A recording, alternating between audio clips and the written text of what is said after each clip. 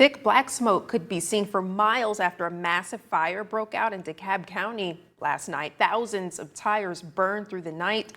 And today, state and federal agencies are working to monitor air quality.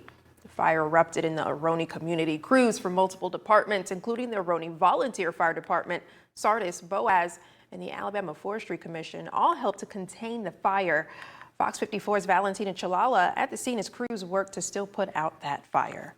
The flames from the tire fire could be seen for hours as crews worked through the night to contain it. DeKalb County EMA Director Michael Posey says officials were alerted to a large column of black smoke rising from the property. There was a large fire that was occurring on the property here, and it was determined that there was an unknown amount of tires that were on fire at the property. The fire broke out on land owned by Ricky Burns, who says it is not the first time there has been a tire fire on his property. Noticed there's a lot of smoke, and I heard sirens, so shortly later it was pretty obvious. You know, it happened in 2002, so I was kind of familiar and ready for what was going on.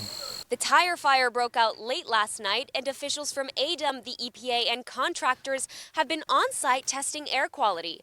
Crews have been measuring for smoke particulates, carbon monoxide, and oxygen in the air. But a completed air sampling shows that levels are now adequate. We're working with the Alabama Department of Environmental Management and the EPA to ensure that there was no threat to the community due to pollutants in the air. The rubber in a tire, it puts off different types of gases and chemicals, one of those being hydrogen cyanide whenever they're burning. So we wanted to make sure that there was no high concentrations of any chemicals in the air that would affect the population.